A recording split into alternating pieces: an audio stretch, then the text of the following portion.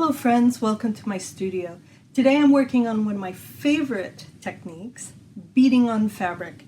Because I'm a quilter, my fabric is usually a quilt. But you can use this technique for adding beads to any kind of fabric, including clothes. So I'm making this straight little line, actually it's not very straight, it's kind of curved, on this sweet little flower sample. You can see that I don't have a back on it. But I do this technique on fully finished quilts as well. But it's magic. I don't get any knots or thread or mesh showing on the back. Let me show you how to make a solid line of beads on fabric in bead embroidery. I'm using Nymo beading thread in the thinnest size 11 seed beads, and my needle is a size 11 applique needle. In this case, it's a straw needle. It's thin enough to go through even the smallest beads, and it's strong enough, stronger than a beading needle that's meant for stringing beads. It's strong enough not to break when I stitch through layers of cloth. You can see it bends a bit, but that's completely usable. So for a solid line of beads, I've brought my thread up where I want the line to start. I've loaded 4 seed beads. I hold the thread taut and snug the beads up against the back of the line. What you want to get is a stitch the exact width of the line of beads. And I missed my marked line, so I'm going to try this again. Snug them back up, put my needle down right on the line.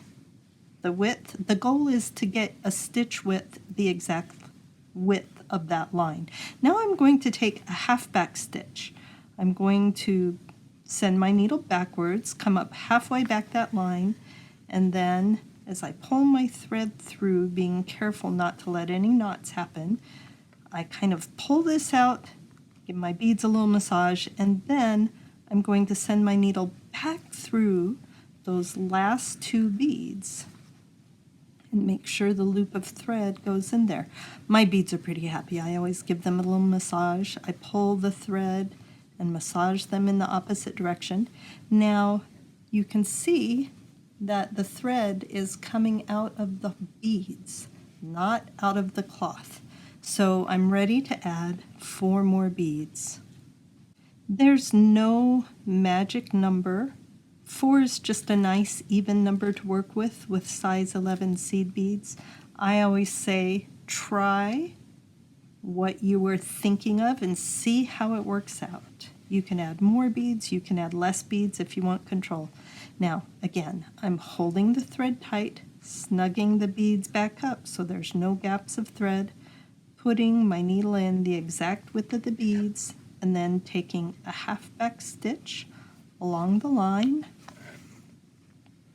pulling it tight, and then snugging my needle back through that line of beads.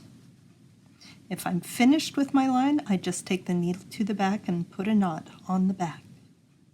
I teach this technique and a whole lot more in my class, Bead It Like You Mean It. It's available on demand. You sign up, you get all the instructional videos, all the handouts, everything all at once, and you can work through it on your own schedule.